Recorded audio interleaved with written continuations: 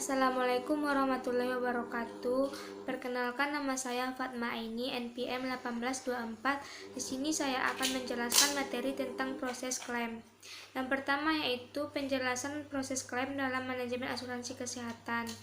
Proses klaim dalam asuransi. Yang pertama, penerimaan dan penampungan klaim. Dilakukan pengecekan ulang terhadap berkas-berkas yang diajukan. Berkas yang diajukan berupa syarat yang diberikan dan disepakati oleh kedua belah pihak. Yang kedua, telaah dan verifikasi klaim. Klaim yang diterima oleh unit klaim sebelum diputuskan untuk dibayar perlu ditelaah secara cermat terlebih dahulu. Dalam telaah dan verifikasi klaim terdapat langkah-langkah. Yang pertama, kebebasan pihak mengajukan klaim. Yang kedua, kelengkapan formulir klaim. Yang ketiga, kesesuaian klaim dengan kesepakatan. Yang keempat, batas waktu pengajuan klaim.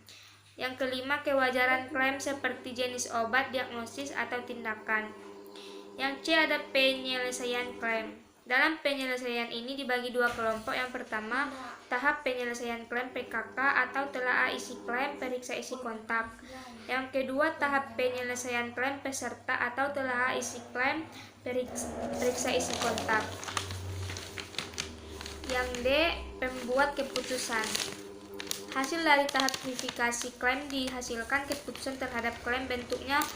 Bentuk keputusannya berupa: yang pertama, klaim yang ditolak seluruhnya, yaitu ketidakwajaran dalam pengajuan klaim. Yang kedua, klaim yang diterima sebagian, yaitu apabila tagihan klaim yang diajukan tidak dijamin polis.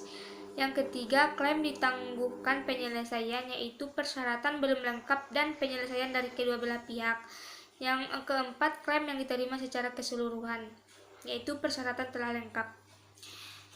Yang kedua, ada tujuan proses klaim asuransi. Yang pertama, membayar semua klaim yang valid, di mana mengidentifikasi kemungkinan terjadi tindakan kecurangan, memenuhi peraturan pemerintah, menghindari atau mencegah tuntutan hukum, mengkoordinasikan benefit, kontrol terhadap biaya klaim. Yang B, syarat proses klaim asuransi: fotokopi kartu peserta yang masih berlaku.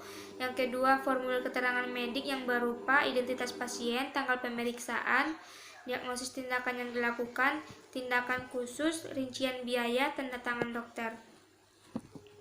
Yang C, ada implementasi proses klaim asuransi. Menerapkan bahwa dalam asuransi akan aktif sepekan setelah pengetahuan klaim yang diterima. Yang kedua, menerapkan pelayanan kesehatan yang terbatas, di mana dalam implementasi manajemen klaim hanya boleh satu memilih pelayanan kesehatan sesuai dengan syarat perjanjian yang tercantum dalam polis. Sekian, terima kasih. Assalamualaikum warahmatullahi wabarakatuh.